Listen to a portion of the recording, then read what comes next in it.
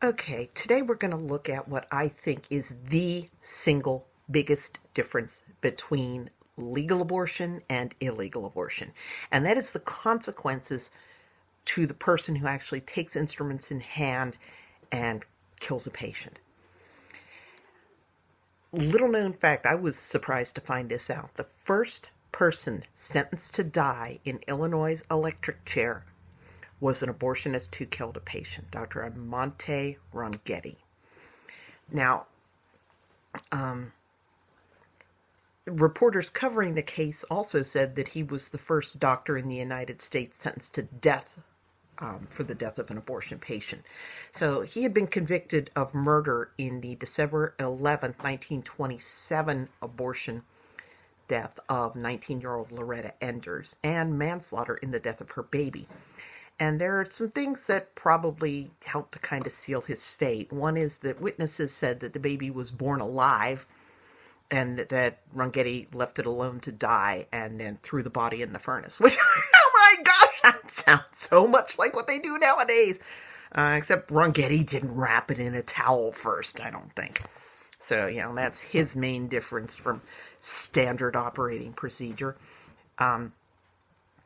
Then, after Loretta developed sepsis from the abortion, Rongetti reportedly refused to provide follow-up care unless she came up with some additional money to pay him for that, which was a really stupid move on his part. And he would not let her leave to get the care elsewhere. And he even refused to call a priest when she asked for one for last rites. So the death sentence was handed down March 1st, 1928, after 3 hours of deliberation, and the execution date was scheduled for April 13th, 1928.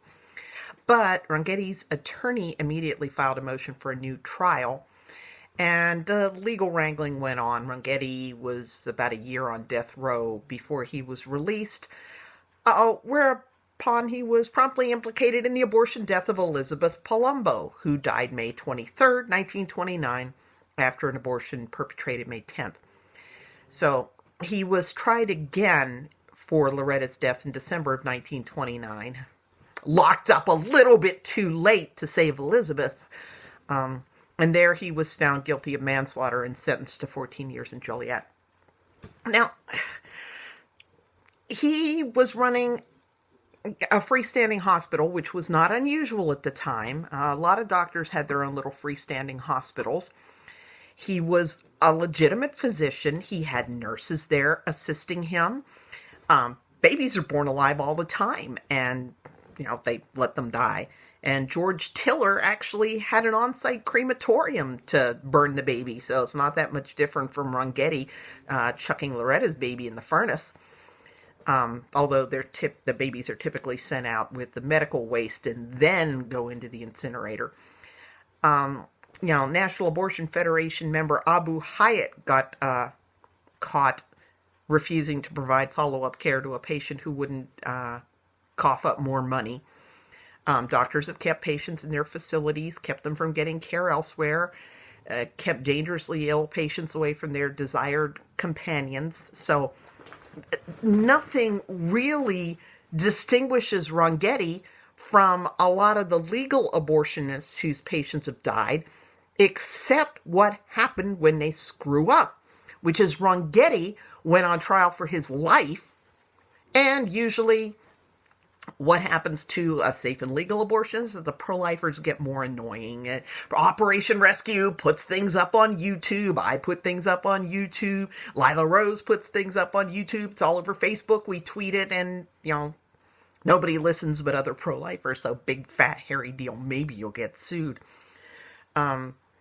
Gosnell was only put on trial for his life, not for the death of the patient, but for murdering the babies that were born alive, especially baby boy A, who was clearly old enough to have survived if he'd called an ambulance for him. So, primary beneficiaries of legalization are not the women. They're just as dead. But you have to also cut the baby's spinal cord with a pair of scissors in front of witnesses who take pictures on their cell phones in order to go on trial for your life anymore. And think Gosnell's the only one that got in quite that much trouble after legalization. They've been prosecuted for murder when they're quacktastic, but never for their lives. Usually they get sued if anything bad happens at all.